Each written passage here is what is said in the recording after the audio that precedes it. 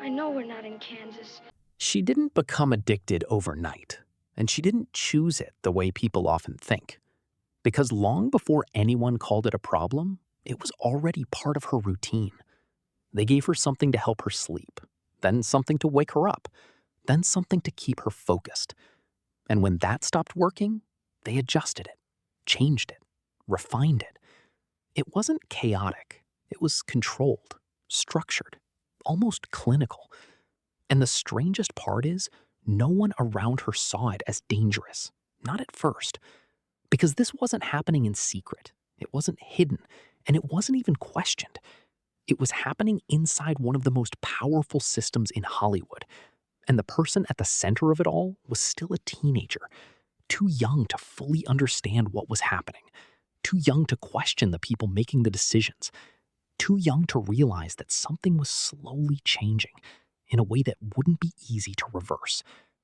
Years later, people would look back and call it addiction, a personal struggle, a tragic downfall. But that explanation leaves something out. Because when you look closely at how it all began, it starts to feel less like a choice and more like something that was introduced, step by step, until it became impossible to separate from her life. Which raises a question that becomes harder to ignore the deeper you go into this story. Was she ever really in control? Or was that control taken from her long before anyone noticed?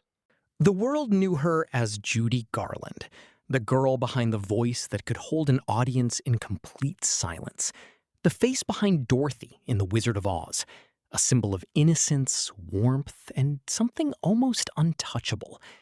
On screen, everything about her felt effortless. The emotion, the presence, the connection, it all seemed natural, as if she was simply born that way.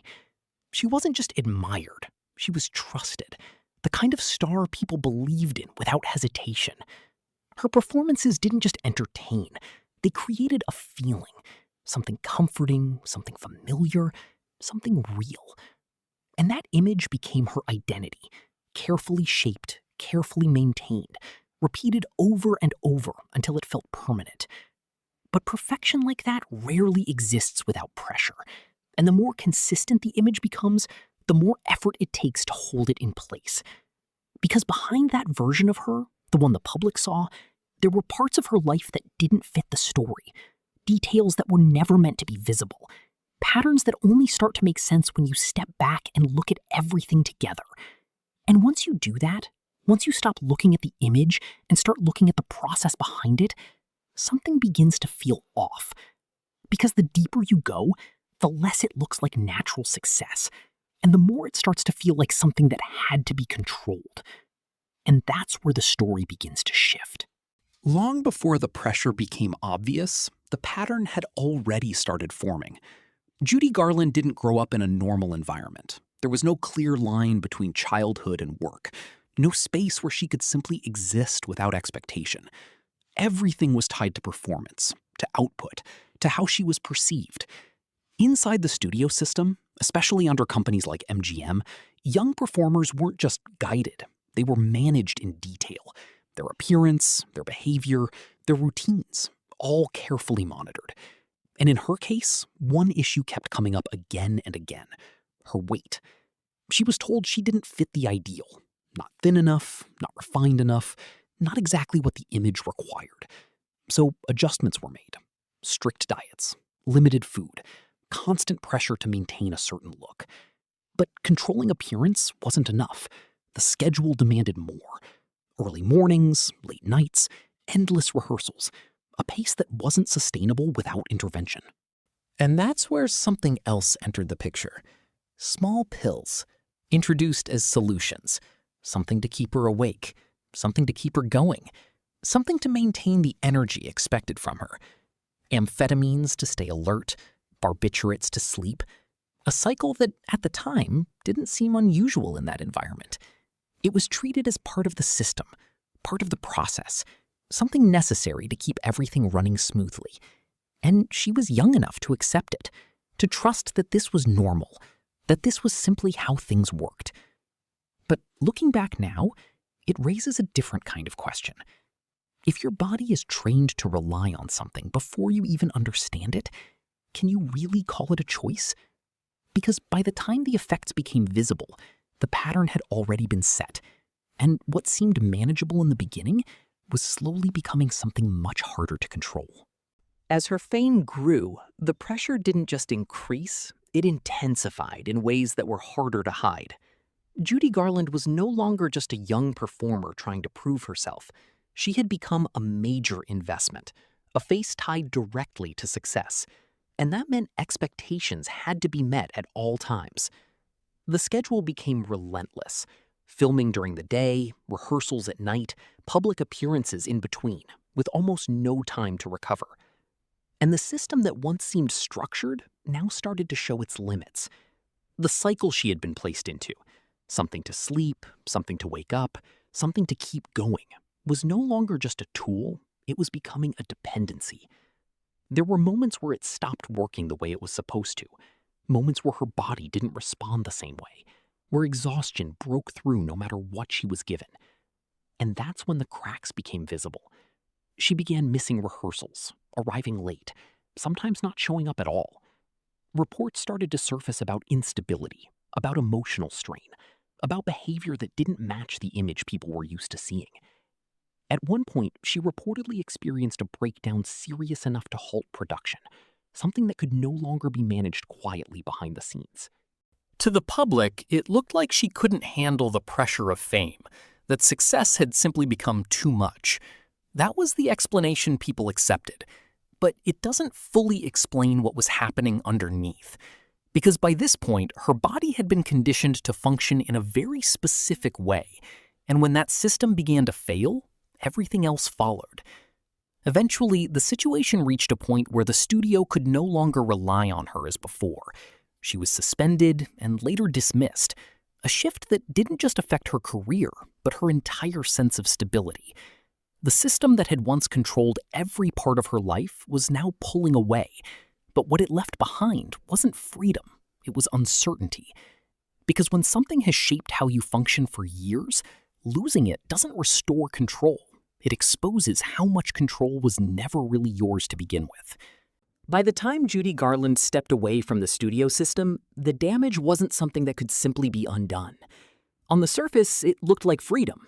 No more contracts dictating her schedule, no more direct oversight controlling every decision. But the patterns that had been built over years didn't disappear. They remained in her routines, in her body, in the way she had learned to function. And this is where the story becomes more complicated. Because when people looked at her struggles later in life, they often saw them as personal failures, a lack of discipline, poor choices, an inability to manage success. But that interpretation leaves out the environment that shaped those behaviors from the beginning. The studio system didn't just manage careers, it managed people, their image, their time, their output, and in some cases, according to various accounts, how they coped with the demands placed on them. This wasn't necessarily an isolated experience. Some sources suggest that similar patterns existed for other performers during that era, though each situation was different, and not all details are fully documented. There is no single moment where everything went wrong, no clear point where control was suddenly lost. Instead, it was gradual, a slow shift from structure to dependence, from guidance to something much harder to break away from. And when she tried to rebuild her life outside of that system, the reality she faced was very different from the one she had been conditioned for. Relationships became unstable, financial pressure increased, and the emotional toll became harder to manage. Because the expectations didn't disappear, but the structure that once supported them, flawed as it was gone. And without it, the cycle didn't stop. It simply became less controlled. Which leads to a more uncomfortable idea. If the system played a role in creating the conditions, then what responsibility does it carry for what came after? Because by the time she began to push back, to regain control over her own life, something had already shifted in a way that wasn't easy to reverse. By this stage, the gap between who Judy Garland was on stage and who she was off stage had become impossible to ignore. In front of an audience, she was still extraordinary. The voice still powerful, the presence still magnetic. The kind of performance that could hold a room completely still. For those moments, nothing seemed broken. But once the lights went down, everything shifted. Her career became increasingly unstable. Shows were canceled, appearances became unpredictable, and the reliability that once defined her image began to disappear. The industry responded quickly, as it always does, and the narrative around her started to change. She was no longer seen as flawless, but as difficult, inconsistent, someone who couldn't maintain what she once had. And once that perception takes hold, it becomes part of the story, whether it's accurate or not. At the same time, the pressure didn't ease, it transformed. Financial strain started to build, decisions became more urgent, and the emotional toll continued to grow. There were moments where it seemed like she was regaining control. Brief periods where things stabilized, where she connected with audiences in the way she always had. Her performances in London, for example, still drew crowds, still sold out, still proved that the talent hadn't disappeared. And that's what makes this part of the story so complex, because it wasn't a simple decline.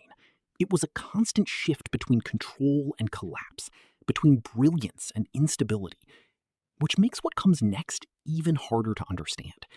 Because from the outside, it looked like she might be finding her way back, that after everything, there was still a path forward.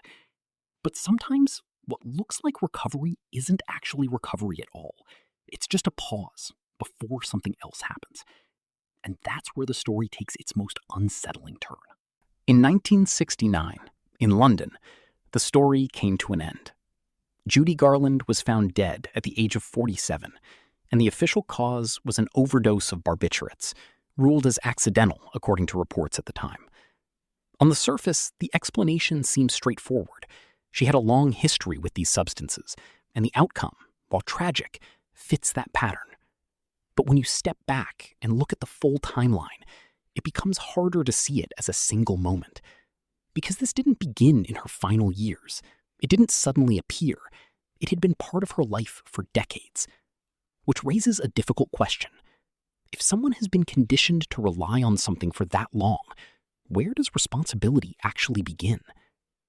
Some perspectives suggest that her death was not just the result of one event, but the outcome of a much longer process, one that started early, developed gradually, and eventually reached a point where the line between use and dependence was no longer clear.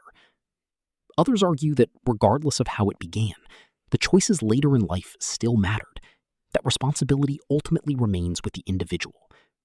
And there are also more speculative views, questions about her final days, about the circumstances surrounding them, about what may or may not have contributed. However, there is no confirmed evidence supporting alternative conclusions beyond the official findings. What remains is uncertainty, not necessarily about the cause itself, but about how it came to that point. Because when a pattern exists for so long, shaped by multiple influences, it becomes difficult to separate where it started and who controlled it. And that's what makes this part of the story so uncomfortable. Not just what happened, but everything that may have led to it. Looking back, the story of Judy Garland is often remembered through her performances, the voice, the presence, the moments that defined an era and continue to resonate long after. Those moments are real, and they still matter. But they are only part of a much larger picture. Because behind the success was a system that demanded consistency, control, and perfection at a level that few people could sustain without consequence. And meeting those expectations came at a cost that isn't always visible when you're only looking at the result. This isn't just a story about one person struggling. It's about how those struggles can be shaped over time, how environments influence outcomes in ways that aren't always obvious in the moment. And maybe that's the part that stays with you. Not just how it ended, but how long it had been building before anyone truly questioned it. Because the real question isn't only about what happened in 1969. It's about everything that happened before it. The pressure, the structure, the decisions, and whether the line between choice and conditioning was ever as clear as it seemed. Maybe the truth is more complicated than we want it to be. If stories like this change the way you see fame and the people behind it, there's more to explore. Subscribe to follow more stories that go beyond the surface.